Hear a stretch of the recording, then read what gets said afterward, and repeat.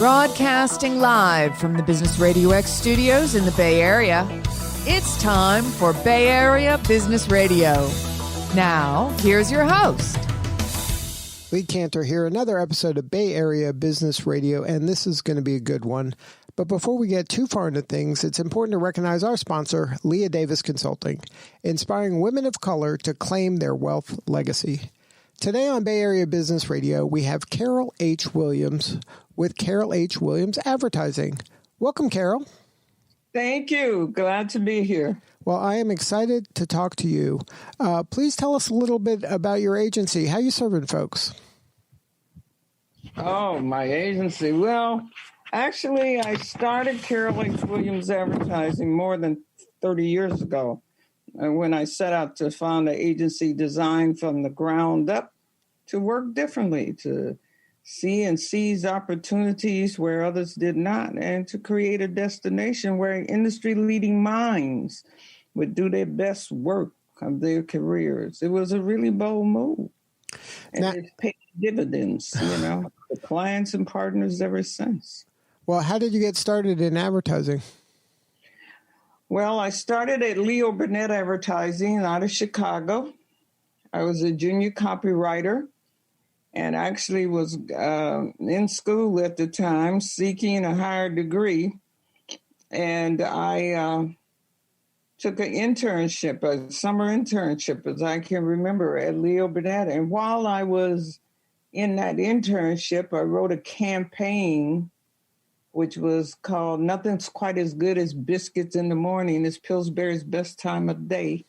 The name of the line of biscuits was Pillsbury's Best. And the agency bought the campaign and took it to the client, and the client bought it. And that was the beginning of my career. It opened the door.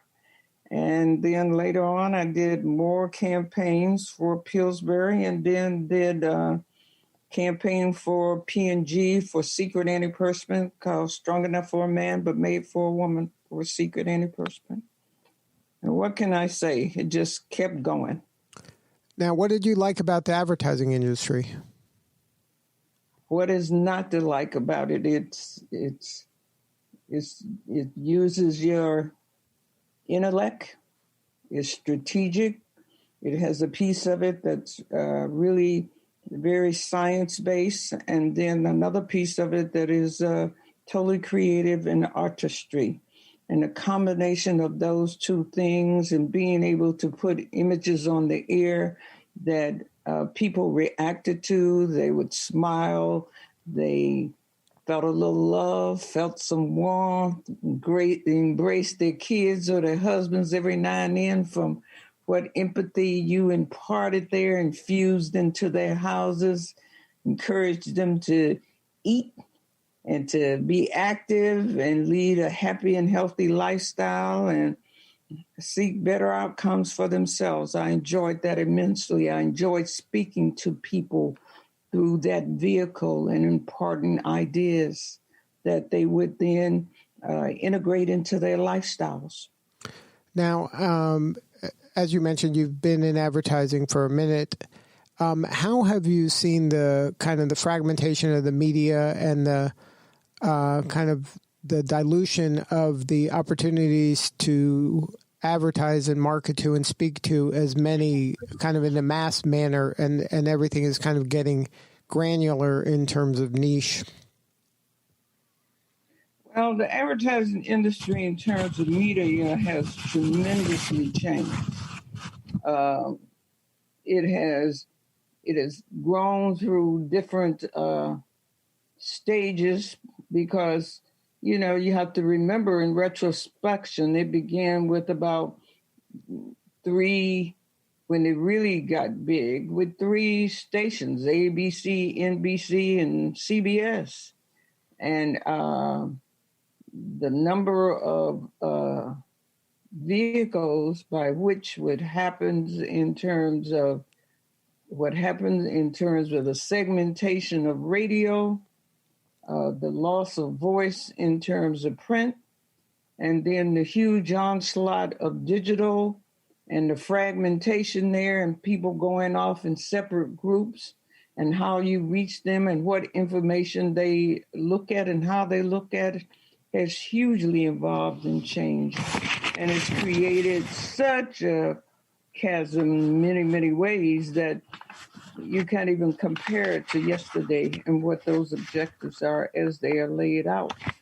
So as a point, it's, and advertisers do not have a consistent or divine process or detailed set of performance expectations for their media roster of agencies. This is a huge issue that sometimes hurts their business and especially their multicultural agencies. Now, does it affect kind of the tactics that you use because the audience is so fragmented and siloed that you have to use different tactics that maybe you used back in the day, or the same tactics and styles of persuasion, are they similar today as they were in the past? No, they're quite different the way you think about them, because the audience on any level is not a monolithic audience.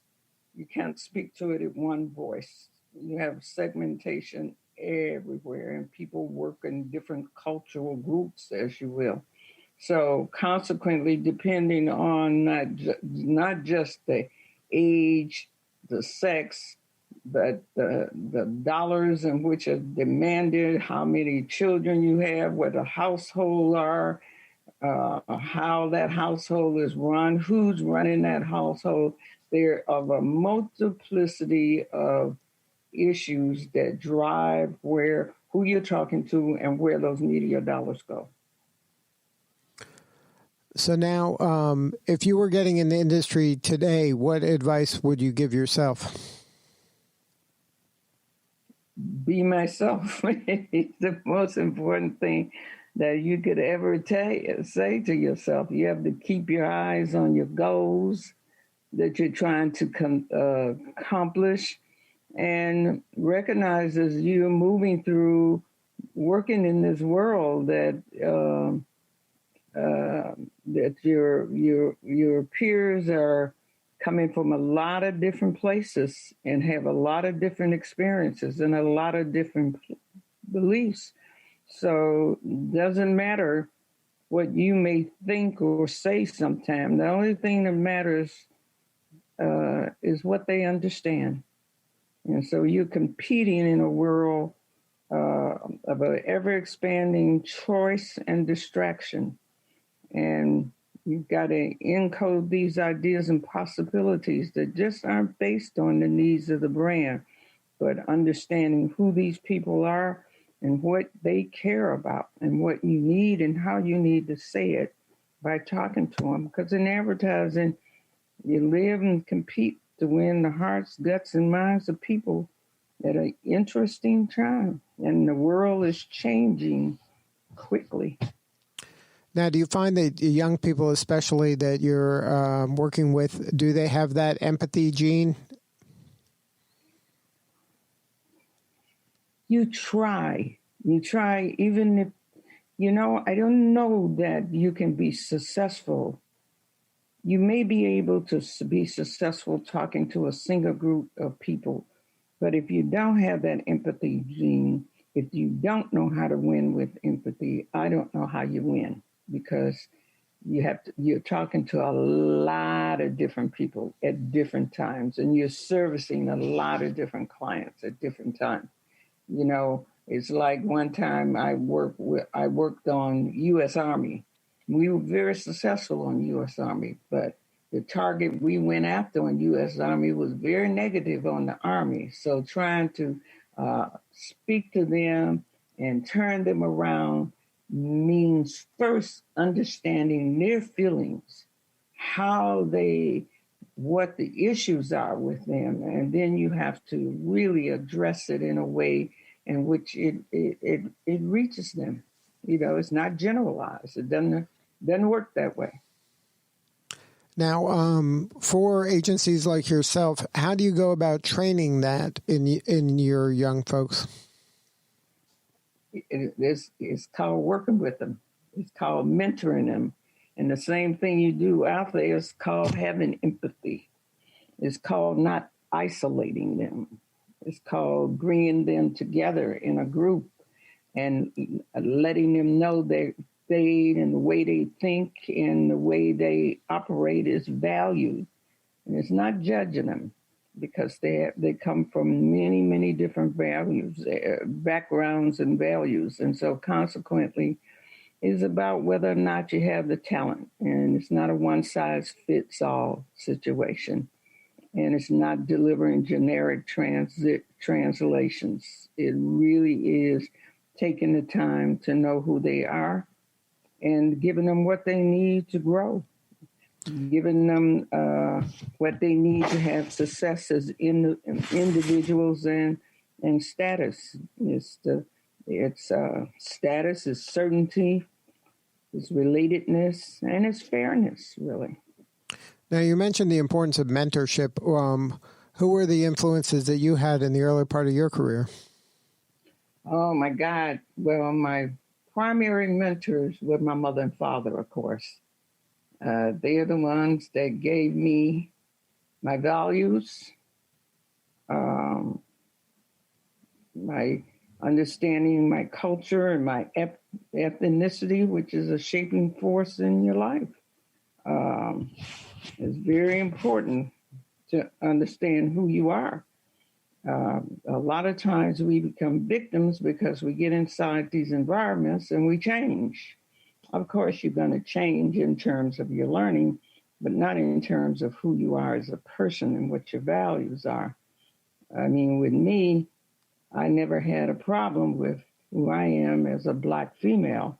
And when Leo Burnett hired me, I was a Black female. And when I went through this advertising, I was a Black female and stayed that way.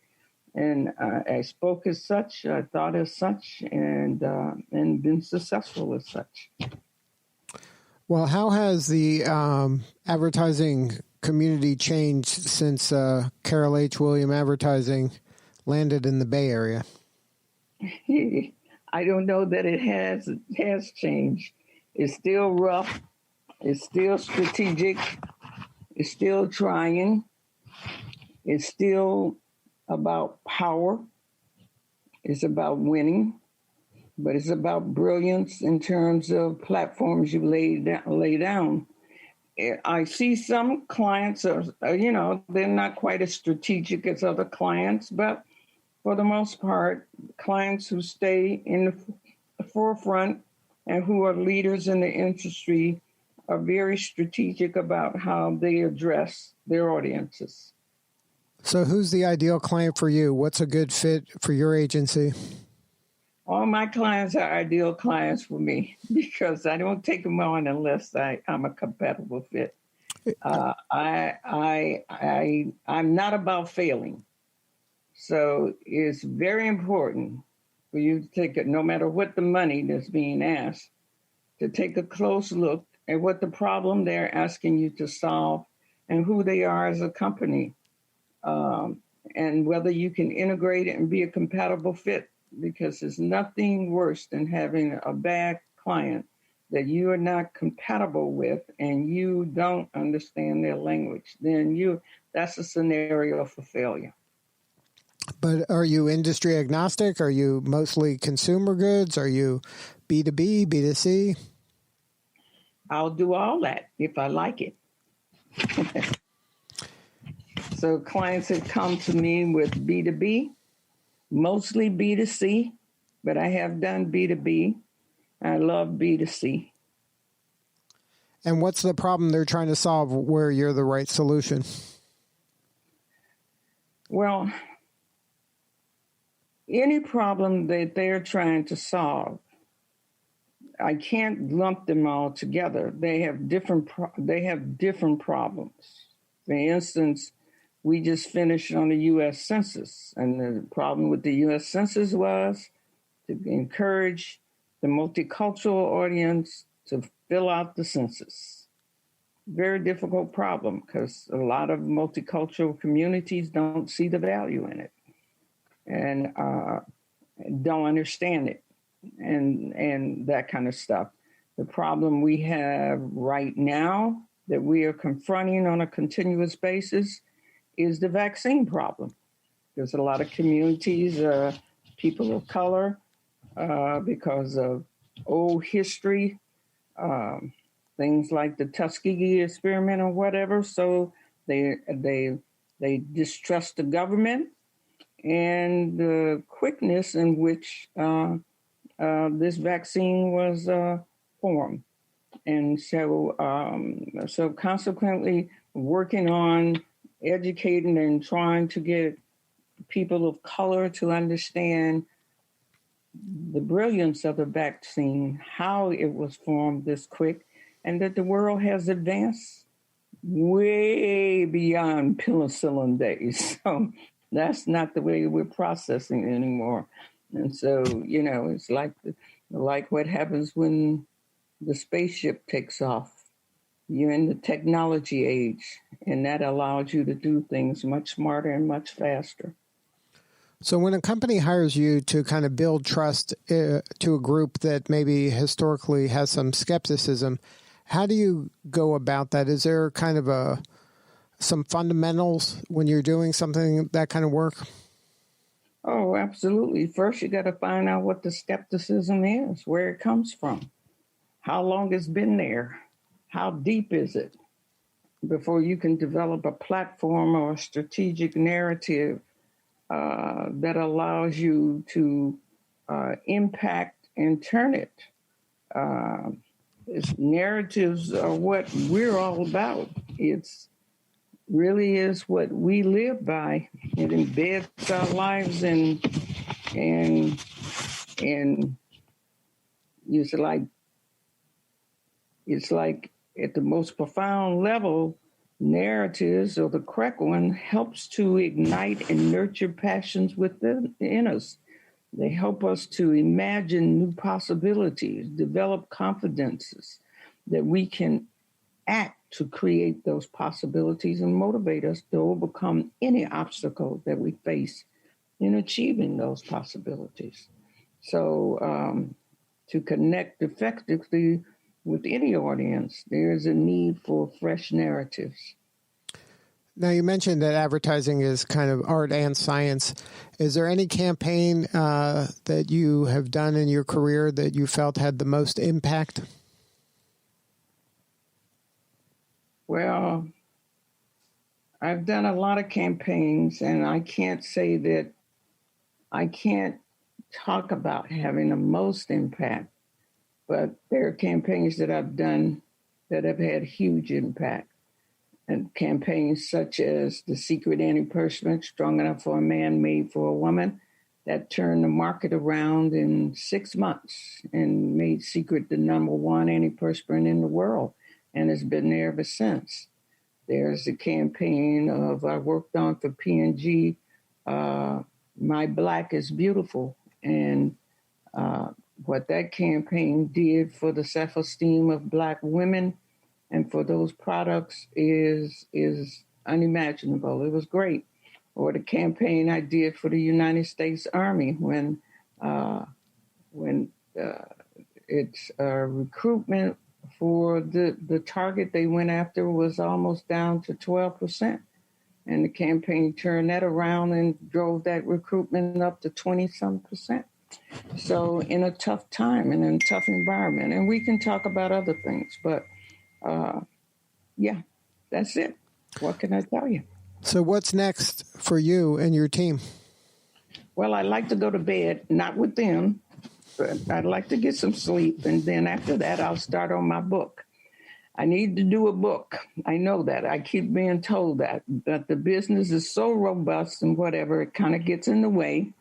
But I will get it done. And I think it's time for it, because just what you're talking about now, and how you manage corporate America, how you win inside corporate America, how you have fun in corporate America, how you grow in corporate America, I think for people of color is very warranted. So if something, and people could use it too, but it's primary focus on people of color. So if somebody wanted to learn more about your services, what is the website where people can connect with you or somebody on your team? I think it's www.carolhwilliams.com. That is what I got. Well, Carol, thank you so much for sharing your story today. You're doing important work, and we appreciate you. Thank you. All right, this is Lee Cantor. We will see you all next time on Bay Area Business Radio.